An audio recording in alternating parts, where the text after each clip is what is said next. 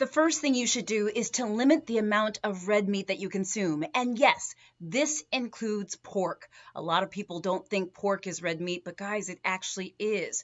Pork is considered a form of livestock, along with veal and lamb and other foods. We think of beef and steak as red meat. Well, pork is too. You want to limit your red meat. The other thing you want to limit is your consumption of processed foods, things like deli meats, bologna, and other things, okay? Other ways to reduce your risk of colon cancer also includes eating plenty of whole grains and fiber. This is good and helps potentially reduce your risk of colon cancer. So make sure you get those whole grains in, that fiber as well.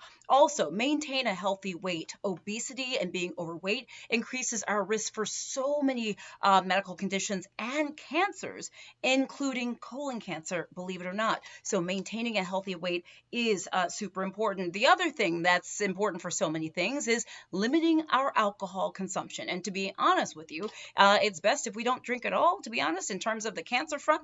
But yes, certainly drinking only in moderation, but limiting your alcohol consumption is going to be very important, guys. We're talking about ways to lower your colon cancer risk.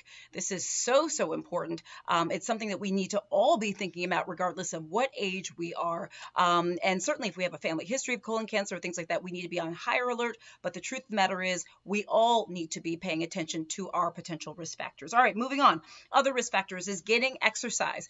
Exercise is protective for a lot of things, right? Exercise is good for our heart. It's good for our bodies. It's good for our waistline. It's good for many things. It's also good for colon cancer risk reduction. So you want to make sure that you are exercising.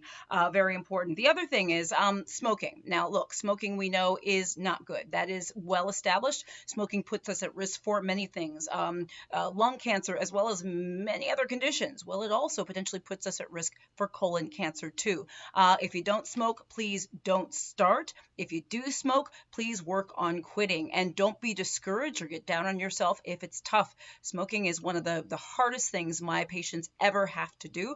Be gentle with yourself, stay persistent, and get support in doing that. Talk to your doctor. The last and one of the most important things is to make sure we get screened. Getting screened is so important, guys. There are other potential ways we can lower our risk, but getting screened, what am I talking about? I'm talking about getting a colonoscopy, getting your Cologuard test. There's plenty of other screening methods available as well. But the most important thing is do not decline colon cancer screening. If you have concerns about a particular test, make sure you talk to your doctor about what the options are and if you qualify for other tests. But don't pass that up, and make sure you talk to your doctor early about when you should be screened for colon cancer. Remember, some people should be screened earlier than others. I have other videos on the warning signs of colon cancer as well as when you should be screened, so make sure you check those out. I'll put those in the description of this video. Guys, let me know how you're doing with these risk factors and how you try to stay healthy. I'm Dr. Jen Caudle, practicing family physician, on-air health expert, and video creator.